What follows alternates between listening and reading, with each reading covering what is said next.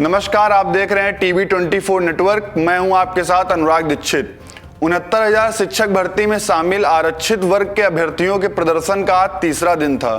पहले दिन deputy CM Keshav Prasad Maurya के यहां अपनी मांगों को लेकर बैठे दिखे। वहीं दूसरे दिन मंत्री आशीष पटेल के यहां प्रदर्शन के बाद आज भाजपा प्रदेश अध्यक्ष भूपेंद्र चौधरी के आवास के बाहर जोरदार प्रदर्शन करते दिखे। दरअसल अभ्यर्थियों का कहना है कि हाईकोर्ट के आदेश के बाद भी अब तक कोई काम शुरू नहीं किया गया है, केवल मीटिंग ही की गई है और आश्वासन दिया जा रहा है। देखिए क्या कुछ बोले अभ्यर्थी। क्या नाम है? मेरा नाम अनु पटेल है। किन मुद्दों को लेकर के आप? हम 69 शिक्षक भर्ती आरक्षण घोटाला जो मुद्दा है उसी को लेके यहाँ पे बैठे हैं। हम पिछड़े दलितों के साथ अन्याय हुआ है, तो न्याय की मांग करने के लिए माननीय भूपेंद्र चौधरी जी के यहाँ बैठे हैं सुबह से, लेकिन हमारा यहाँ पे कोई सुनने वाला नहीं है। हम लोग बिल्कुल लावारिस की तरह ऐसे सुबह से यहाँ पे पड़े हैं, कोई सुनने वाला है ही नहीं यहाँ पे। वो तो यहाँ से निकल के चले गए, इधर देखे भी नहीं कि बच्चे बैठे हैं यहाँ। वो लोग चले गए हैं तो आप लोग यहाँ क्यों बैठे हैं?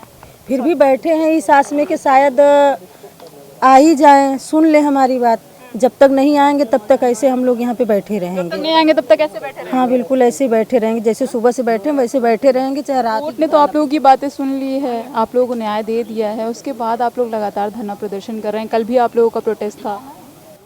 कोर्ट ने तो दे दिया है न्याय, लेकिन ये जो सरकार है और जो बेसिक विभाग के अधिकारी हैं वो कोर्ट से बड़े हैं, अपने आप को कोर्ट से न्यायालय से बड़ा मानते हैं। वो कोर्ट के मान ही नहीं रहे हैं कि नहीं कोर्ट ने तो हमें न्याय दे दिया है, लेकिन इतनी तानाशाही है। और ये जो बेसिक के अधिकारी हैं ये तो सरकार से भी अपने आप को बड़े मानते हैं, ये किसी की नहीं सुन रहे। बढ़िया एसी में बैठ के मलाई काट रहे हैं। हम जैसे लोग यहाँ सड़कों पर धरना दे रहे हैं, धूप में बारिश में, उनको कोई फर्क ही नहीं पड़ रहा कि नहीं बच्चे परेशान हो रहे हैं। मेरा नाम वीर है, मैं प्रयागराज से हूँ। क्या कुछ मुद्दे हैं, किन मुद्दों को लेकर आप लोग यहाँ पर प्रोटेस्ट करेंगे? क्योंकि लगातार आप लोगों का 3 साल प्रोटेस्ट रहा, उसके बाद भी आज आप 3 दिन से बैठे हुए हैं और आप लोगों को डिटेन भी किया गया था, इको गार्डन में फेंक दिया गया था, उसके बाद भी। देखिए मुद्दा बहुत नॉर्मल है। हम कोई राज की मांग नहीं कर रहे, ना कोई सीट मांग रहे हैं लोकसभा की। हमारी मात्र एक मांग है कि हम चयनित लोग हैं, हमारा चयन हुआ है और इसी सरकार ने हमारा चयन किया है। माननीय कोर्ट ने आदेश दिया है कि इन बच्चों के साथ न्याय होना चाहिए। हालांकि उन्होंने 3 महीने का समय दिया है, लेकिन बेसिक विभाग इतना तो कमज़ोर नहीं है। डिजिटल ज़माना है, चीज़ें जो 3 दिन में हो सकती हैं उसके लिए 3 महीने का इंतज़ार नहीं करना चाहिए। देखिए हम अपनी मांग को लेकर माननीय केशव जी के यहाँ गए थे, वो हमसे मुलाकात की और ट्वीट किया हमारे लिए कि हमने बेसिक अधिकारियों को निर्देशित किया है कि तत्काल न्याय होगा। मैम हम पूछना चाहते हैं माननीय केशव जी से कि तत्काल का अर्थ क्या होता है। मेरे हिसाब से जो मेरी डिक्शनरी है, जो मैं जानता हूँ, तत्काल का अर्थ होता है तुरंत, और तुरंत का मतलब होता है कि बहुत जल्द और जल्द ही। लेकिन 48 घंटे हो गए, अभी तक कोई आदेश हमारे लिए पारित नहीं हुआ है। तो जिस प्रकार से हमारा समय खराब हो रहा है, जैसे हमारे सपने कुचले जा रहे हैं, जैसे हमारे अधिकार और सम्मान के साथ खिलवाड़ किया जा रहा है, तो हम ऐसे ही अपने समाज जो नेता हैं, चाहे भूपेंद्र चौधरी हों, चाहे केशव मौर्य हों, चाहे अनुप्रिया दी हों, चाहे बेसिक शिक्षा मंत्री माननीय संदीप सिंह जी हों, हम इनको भी छोड़ेंगे नहीं। देखिए हिंदू गौरव दिवस मना रहे हैं। पटेल से भी आपकी कल बातचीत हुई, क्या कुछ बातचीत हुई? देखिए वही पुरानी बातें हैं, वो हमेशा कहते रहे इस बात को कि हम आपके साथ न्याय करेंगे और हम आपकी लड़ाई लड़ रहे हैं। जब भी हम उनसे मिलते हैं वो यही बोलते हैं कि हम आपके वकील हैं और हम आपकी लड़ाई लड़ रहे हैं। ऐसे वकील का क्या मतलब जो हमें आज तक न्याय ही न दिला पाया हो। ठीक है, वो हमारे समाज के नेता हैं, हम सम्मान करते हैं उनका, लेकिन उस सम्मान का कोई मतलब नहीं है मैडम कि आप ट्वीट करिए हमारे लिए। भाजपा के चाहे अनुप्रिया जी हों, चाहे केशव जी हों, भूपेंद्र चौधरी हैं, ओम प्रकाश राजभर हैं, सब ने हमारे जो फैसला हमारे हाई कोर्ट के लिए आया सब ने स्वागत किया और कहा सामाजिक न्याय की जीत है, हम आपके साथ खड़े हैं।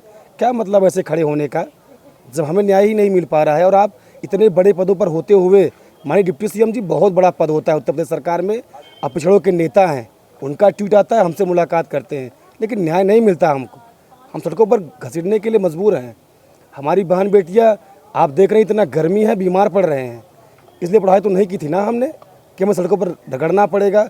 आज मीडिया, नेशनल मीडिया हमको आंदोलनकारी कह रही है, तो मैं बताना चाहता हूं कि हम आंदोलनकारी नहीं हैं, हम इसी सरकार में चयनित अध्यापक हैं और हमारी बहनें अध्यापिका हैं। ऐसे हमें संबोधित न किया जाए, हम आंदोलनकारी नहीं हैं, हम अपने अधिकार के लिए लड़ाई लड़ रहे हैं। और आने वाले समय में अगर हमें न्याय नहीं मिलेगा तो कुर्सी इन्हें भी नहीं मिलेगी। हमारे वोटों पर आप नेता बने हो, पैदा नहीं हुए थे शिक्षा मंत्री और ये प्रदेश अध्यक्ष बनकर। हमारे वोटों पर राजनीति करते हो और हमारे समाज के नेता, बड़ी बड़ी कुर्सियां उनको मुबारक हैं। हमें हमारा केवल पद चाहिए, हमें राजनीति नहीं करनी है। आप मत खड़े होइए हमारे साथ, हमें न्याय दिलाइए। चुनाव से पहले ओम प्रकाश राजभर का एक बयान आया था, आप लोगों को लाल टोपी वालों का बताया गया था प्रदर्शनकारी और नेता बताया गया था। कहा गया था कि लाल टोपी वाले आप लोगों को प्रदर्शन करने को मजबूर कर रहे हैं। क्या कहेंगे उसको लेकर, क्योंकि उसके बाद आप लोगों का जब कोर्ट के फैसले के बाद भी उन्होंने ट्वीट किया और कहा कि उन्हें न्याय मिल गया है जिन्हें हम चाहते थे। क्या कहेंगे उसको लेकर? अब आप लोगों को देखिए, उनको उनका जवाब मिल गया है। उन्होंने एक बात और कही, शायद आप उसको मेंशन नहीं करना चाहती, मैं उसको मेंशन कर देता हूँ। उन्होंने कहा था कि ये पिछड़े समाज के बच्चे हैं, ये लात खाने लायक हैं। तो उसका जवाब लोकसभा चुनाव में उनके बेटे को उत्तर प्रदेश की जनता ने हरा कर दे दिया है। और रही बात लाल टोपी की, तो आपको बताना चाहते हैं कि ये वही लाल टोपी है और वही समाजवादी पार्टी है जिन पर आरोप लगता रहा लगातार, लेकिन हम उन आरोपों से निकल कर हमेशा आगे आए हैं। माननीय कोर्ट तो नहीं है समाजवादी पार्टी के लिए, माननीय कोर्ट ने हमें न्याय दिया है मैडम, और माननीय योगी जी ने हमें न्याय दिया है। माननीय योगी जी मीटिंग करते हैं और कहते हैं कि हम बच्चों के साथ हैं और गलत नहीं होगा इनके साथ। अखिलेश यादव ने आज बैठक की थी, शिक्षक दिवस है कल, उसको लेकर, और उन्होंने आप लोगों का जिक्र किया। 69,000 शिक्षक भर्ती के अभ्यर्थियों को उन्होंने कहा कि अब तक न्याय, कोर्ट का आदेश आने के बाद अब तक न्याय नहीं मिल पाया है। क्या कहेंगे उसको लेकर? देखिए, विपक्ष जितनी मजबूती के साथ हमारे साथ खड़ा होना चाहिए, उतनी मजबूती से अगर खड़ा होता तो हमें न्याय मिल गया होता। हमें उम्मीदें उत्तर प्रदेश सरकार से है, माननीय योगी जी से है। समय समय पर उन्होंने हमको सुना है और हमारे लिए न्याय भी किया है। हाँ, देरी ज़रूर हो रही है। कुछ विभाग में अधिकारी हैं जो नहीं चाहते हैं कि ये बच्चे विद्यालय तक जाएं, इनका भविष्य उज्ज्वल हो। उनका भी समय आएगा। माननीय योगी जी पर हमें पूरा भरोसा है कि गाहे बगाहे उन्होंने कई बार हमारे साथ न्याय भी किया है और आने वाले समय में पूरी उम्मीद है कि माननीय योगी जी हमें न्याय देंगे। हमें अखिलेश से उम्मीद नहीं है, हमने अखिलेश को वोट नहीं किया है। हमने माननीय योगी जी को मुख्यमंत्री बनाया है और दोबारा मुख्यमंत्री कोई बन नहीं पाया है उत्तर प्रदेश सरकार में पूर्ण बहुमत से। तो अगर ये जनता आपको कुर्सी दे सकती है। प्रदेश के 10 सीटों पर उपचुनाव होने वाला है, इसका असर देखने को मिलेगा? क्योंकि लोकसभा चुनाव में देखने को मिला, क्या उपचुनाव में भी देखने को मिलेगा? मैम, हमारी कुछ बंदिशें हैं और हमारे कुछ आदर्श हैं। देखिए, हमारी नीयत और नीति दोनों अच्छी है। हम शिक्षक हैं और हम अपनी मर्यादा को जानते हैं। हमने कभी राजनीति नहीं करनी चाहिए और ना हमने भविष्य में कभी सोचा है करने के लिए।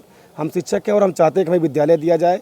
और रही बात उत्तर प्रदेश की लोकसभा उपचुनाव की और आने वाले विधानसभा चुनाव की, अगर हमें न्याय नहीं मिलेगा तो हमने आपसे कहा कि कुर्सी अगर हमें नहीं मिलेगी तो कुर्सी पर हम तुम्हें भी बैठने नहीं देंगे।